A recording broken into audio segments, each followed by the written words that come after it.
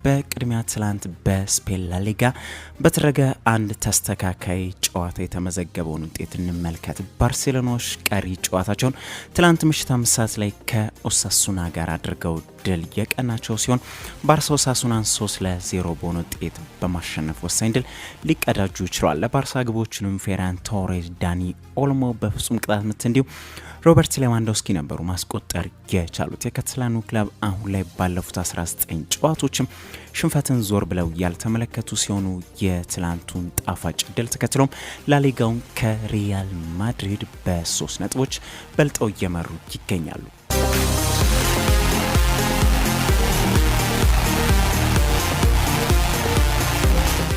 ሌሎች ጉዳዮችን መመልከት እንቀጥል። የአርጀንቲናውና የአስቶን ቪላ ግብ ጠባቂ ኤሚሊያኖ ማርቲኔዝ ወይም ዲቡ ከዓለም ዋንጫ ጋር በተያያዘ አስተያየቱን አጋርቷል። ዲቡ እንደተደመጠው ከሆነም በተከታታይ 2 የዓለም ዋንጫ ካሳካን ከኢንተርናሽናል እግር ኳስ ራሴን አገላለሁ፣ ለሌሎች ወጣት ተጫዋቾች ቦታ መስጠት አለብን ሲል ተደምጧል። ግን ይህ የሚሆነው አርጀንቲና በቀጣይም የዓለም ዋንጫ አሸናፊ ከሆነች ነው ማለት ነው። ይህ ለወጣቶች ቦታ መልቀቅ ግን በተለይ ለእኛ ሀገር ማስተማሪያ ሊሆንም ይገባል። አሁን ኤሚሊያኖ ማርቲኔዝ በቀጣይ ዓለም ዋንጫን ካሳካ ከኢንተርናሽናል ጨዋታ ራሱን እንደሚያገልል አሳውቋል። ዩኤፋ ከዚህ ቀደም አትሌቲኮ ደ ማድሪድን ከሪያል ማድሪድ ጋር በዋንዳ ሜትሮፖሊታኖ ባደረጉት ጨዋታ ወይም ሪያል ማድሪዶች ማለፋቸውን ባረጋገጡበት ጨዋታ የሪያል ማድሪድ ተጫዋች የሆኑት አንቶኒዮ ሩዲገር፣ ዳኒ ሴባዮስ፣ ኪሊያን ኤምባፔ እና ቪኒሲየስ ጁኒዮር ባሳዩት የደስታ አገላለጽ ዩኤፋ ምርመራ እንደከፈተባቸው አሳውቋል። እንደተገለጸውም ከሆነ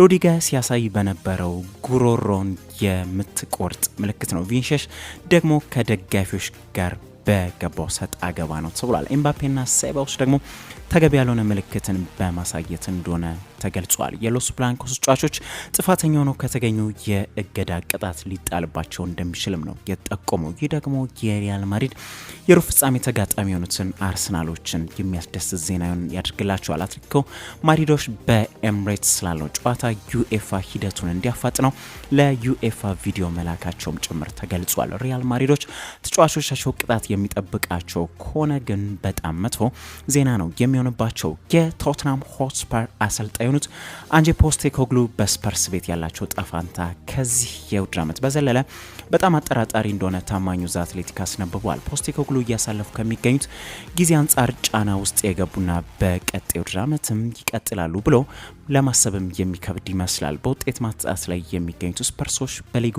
14 ደረጃን ይዘው የሚገኙ ቡድን ናቸው። ያላቸው ብቸኛ ተስፋ ዩሮፓ ሊግ ብቻ እንደሆነ ይታወቃል። በዩሮፓ ሊጉ ሩብ ፍጻሜ ደግሞ ከጀርመኑ ክለብ አይንትራ ፍራንክፈርት ጋር እንደተደለሉ ይታወቃል። ምናልባትም የፖስቴኮግሉን ስራ ሊያድንላቸው የሚችለው ዩሮፓ ሊጉን አሳክተው የስፐርሶችን የዋንጫ ጥም ከቆረጡ ብቻ ነው። የሰሜን ለንደኑ ክለብ ፖስቴኮግሉን ካሰናብቱ ምትካቸውን ለይተው ያስቀምጡ ሲሆን ስፓናርዲውን የበርንማውዝ አሰልጣኝ አንዶኒ ኢራኦላ ለስፐርሶች ዋነኛ ኢላማ እንደሆኑ ተገልጿል። እንደ አማራጭ ግን የፉላሙ አሰልጣኝ የሆኑት ማርኮ ሲልቫና የብሬንትፎርዱ አሰልጣኝ ቶማስ ፍራንክም እንደተያዙ ነው የተገለጸው።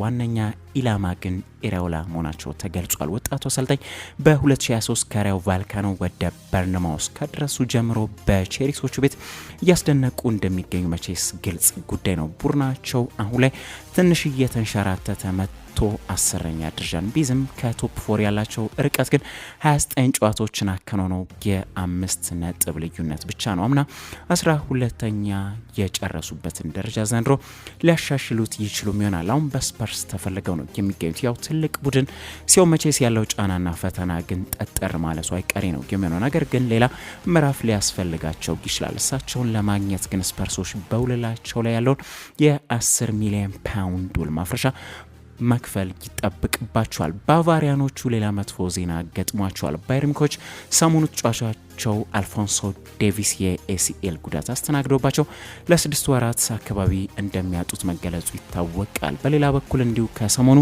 ሌላኛው የማል ተከላካያቸውና ከወሳኝ ተጫዋቻቸው መካከል አንዱ የሆነው ዳዮት ኡፓሜካኖን ባስተናገደው ጉዳት ምክንያት ለጥቂት ሳምንታት ከሜዳ እንደሚርቅ ባየር ሙኒኮች ቢያሳውቁም አሁን ግን ለቪንሰንት ኮምፓኒ ቡድን በመጥፎ ዜና የዳዮት ኡፓሜካኖ ጉዳት ከታሰበው በላይ የከፋ መሆኑ የተገለጸ ሲሆን በዛው በጀርመን የሚገኘው ጋዜጣ ስፖርት ቢልድ ፈረንሳዩ ተከላካይ ቀሪው የውድድር ዓመት ጭምር ሊያመልጠው እንደሚችል በዘገባው ላይ አስፍሯል። አንዳንዶች ደግሞ ተጫዋቹ በሜይ ወር ለመመለስ ቀደለት እየገለጹ ይገኛሉ። ያው ይህ ደግሞ በውድድር ዓመቱ መጨረሻ ግንቦት ላይ ነው ማለት ነው። በዚህ ጊዜ ደግሞ ቡንደስሊጋው ሊጠናቀቅ ይችላል። ምናልባት ሙኒኮች በቻምፒዮንስ ሊግ ውስጥ ከፍጻሜ ከተጓዙ ለዛ ቢደርስ ነው ወይ ደግሞ ለክለብ ዓለም ዋንጫ እንዲደርስ ያድርጓል። ይህ ዜና ግን ለሙኒኮች አቃዋሽ ዜና ያድርጓል። ባርሴሎናዎች ቀድመን እንዳነሳ ነው ትላንት ምሽት ኦሳሱናን 3-0 በረቱበት ጨዋታ ተጫዋቻቸው ዳኒ ኦልሞ ጉዳት አስተናግዶ የነበረ ሲሆን አንድ በፍጹም ቅጣት ምት ያስቆጥሮ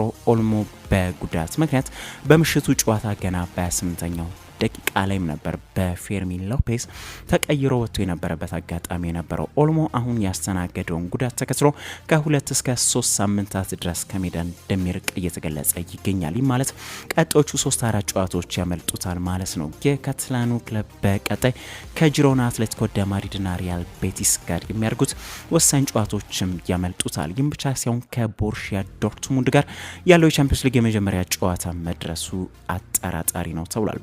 ላይ ለተጫዋቹ የተያዘው እቅድ ለዶርትሙንድ የቻምፒዮንስ ሊግ የመልስ ጨዋታ እንዲደርስ ነው የሚሉ ዘገቦች ይታያሉ። በክረምቱ ባርሳ የደረሰው ኦልሞስ ካሁን ባርሳ ከደረሰ ለ51 ቀናት ያህል ከሜዳ የራቀ ሲሆን አሁን ቁጥሩ ከዚህ በላይ ይጨምራል ማለት ነው። በሴቶች ቻምፒዮንስ ሊግ ውድድር የግማሽ ፍጻሜ ተፋላሚዎች ሙሉ በሙሉ ተለይተው በይፋ ታውቋል። ሊዮንና አርሰናል ቀድሞ ካለፉ በኋላ ትላንት በተደረጉ 2 የሩብ ፍጻሜ ጨዋታዎች ደግሞ በመጀመሪያው ጨዋታውን የገደሉት የአምና ቻምፒዮኖቹ ባርሴሎናዎች ትላንት ደግሞ በመልሱ ጨዋታ ወልፍስበርግን 6-1 በሆነ ሰፊ ውጤት ማሸነፍ ችሏል። በድምር ውጤት የካታላኑ ክለብ 10-2 ማሸነፍም ችለዋል ማለት ነው። በጨዋታው ግን ከተቆጠሩ ግቦች መካከል በጨዋታው 2 ግቦች መረብ ላይ ማሳረፍ የቻለችው ክላውዲያ ፒና ከቅጣት ምት ግሩም ግብ ማስቆጠር ችላ ነበር። በመጀመሪያው ጨዋታ በማንቸስተር ሲቲ ሳይጠበቅ ሽንፈት የገጠማቸው ቼልሲዎች ደግሞ ትላንት ውጤቱን በመቀልበስ 3-0 በሆነ ውጤት ማሸነፍ ችሏል። ለሰሜዎቹ ግቦቹንም ሳንዲ ባልቲሞር፣ ናታሊ ቢዮንና ማይራ ራሚሬዝ የግቦቹ ባለቤቶች ነው የነበሩት። ቼልሲዎቹ ውጤቱን ተከትሎ በድምር ውጤት ሲቲዝኖቹን 3-2 በማሸነፍ የግማሽ ፍጻሜ ትኬቷቸውን ሊቆርጡ ችሏል። ምረት የለሾቹ የሶኒያ ቦምባስተር ቡድን እንግዲህ ባይቀመስነታቸው ቀጥለዋል ማለት ነው። በሴቶች ቻምፒዮንስ ሊግ ግማሽ ፍጻሜ ውድድር ግን ማንን ከማን እንደሚያገናኝ ስንመለከት ደግሞ አርሰናል ከኦሎምፒክ ሊዮን፣ ባርሴሎና ከቼልሲ ጋር የሚገናኙ ነው የሚለው። ባርሳ ከቼልሲ በተለይ ትልቅ ግምት የሚሰጠው ተጠባቂ መርሃ ግብር ነው። የመጨረሻ ላድርግና አድማጮች በሜዳ ቴኒስ ዜና በሚያሚ ኦፕን ውድድር ሰርቢያው ኮከብ ኖቫክ ጆኮቪች ትላንት ምሽት በሚያሚ ኦፕን ውድድር ፍጻሜ ጨዋታ ከአሜሪካዊው ተጫዋች ሰባስቲያን ኮርዳ ጋር ተገናኝቶ ጆኮቪች ከመመራት ተነስቶ ውጤት በመቀልበስ በማሸነፍ ጆኮቪች ወደ ግማሽ ፍጻሜ ማለፉን አረጋግጧል። የዓለም ቁጥር 5ቱ 37 ዓመቱ ላይ ሆኖም በሚደንቅ ሁኔታ እያስገረመ ነው የሚገኘው። በኤቲፒ ማስተር 1000 ውስጥ በመድረስ የቻለ በእድሜ ትልቁ ተጫዋች መሆኑን ችሏል። ሌጀንደሪ ተጫዋች ሚያሚ ኦፕንን ለ7ኛ ጊዜ ለማሳካትም እየተመለከተ ይገኛል። ጆኮቪች ዛሬ በግማሽ ፍጻሜው ቡልጋሪያውን ግሪጎር ዲሚትሮቭን የሚገጥም ይሆናል። ሰርቢያው ኮከብ 100ኛ የኤቲፒ ዋንጫውን ለማሳካትም እያሳደደ ነው የሚገኘው። በዚህ ሚያሚ ኦፕን ውድድር ላይ ግማሽ ፍጻሜ ሲደርስ ደግሞ ከ2016 በኋላ ለመጀመሪያ ጊዜ ነው። በውድድሩና ካርሎስ አልካራዝ፣ ጃክ ድራፐርና ዳኒኤል ሜድቬዴቭ ከውድድሩ ውጪ ቀድሞውኑ መሆናቸውን ተከትሎ ጆኮቪች ሚያሚ ኦፕን ለ7ኛ ጊዜ ዘንድሮ ለማሳካትም ጥሩ እድል ይዞ የሚገኝ ተወዳዳሪ